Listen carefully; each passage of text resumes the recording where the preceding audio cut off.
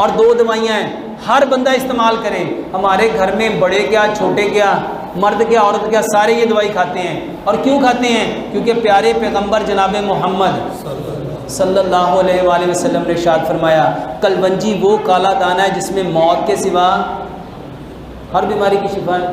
تو آج ہر شخص بیمار نہیں ہے. کلونجی لو. اور دوسرا ہے میتھی دانہ. اس کے بارے میں روایت میں آتا ہے کہ لوگوں کو پتہ چل جائے نا میتھی دانے کے کتنے فائدے ہیں، لوگ اس کو سونے کے عوض خریدیں، اس کو سونے کے عوض خریدیں. تو سر میتھی اور میتھی دانہ اور کلونجی، میتھرے نہیں لینے، میتھی دانہ لینا ہے باریک والا. 100 گرام کلونجی لو، 100 گرام میتھی دانہ لو، دونوں کو مکس کر لو. 5 گلاس پانی لو، اس کے 3 بڑے چمچ کلونجی میتھی دانے کے اس کے اندر ڈال دو.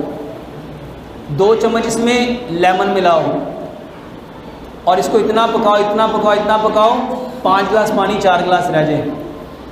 مٹی کی ہانڈی میں اس کو ابالا، پھر مٹی کے جگ میں اس کو ڈال دو. اس پانی کے 3 حصے کرو، ایک حصہ صبح، ایک دوپہر، ایک شام. کھانا کھانے سے آدھا گھنٹہ پہلے یہ پانی پیو. یہ ایک دوائی ہے میرے محترم بھائیوں، 100 بیماری کا علاج ہے. دوسرے نمبر پہ ادرک، لہسن، پودینہ، اناردانہ. اس نیت سے لو کہ اللہ سبحانہ و تعالیٰ نے قرآن میں فرمایا جب جنتی جنت میں جائیں گے ان کو سب سے پہلا جو مشروب ملے گا وہ کیا ہے؟ زنجبیل. اور زنجبیل کسے کہتے ہیں؟ ادرک کو.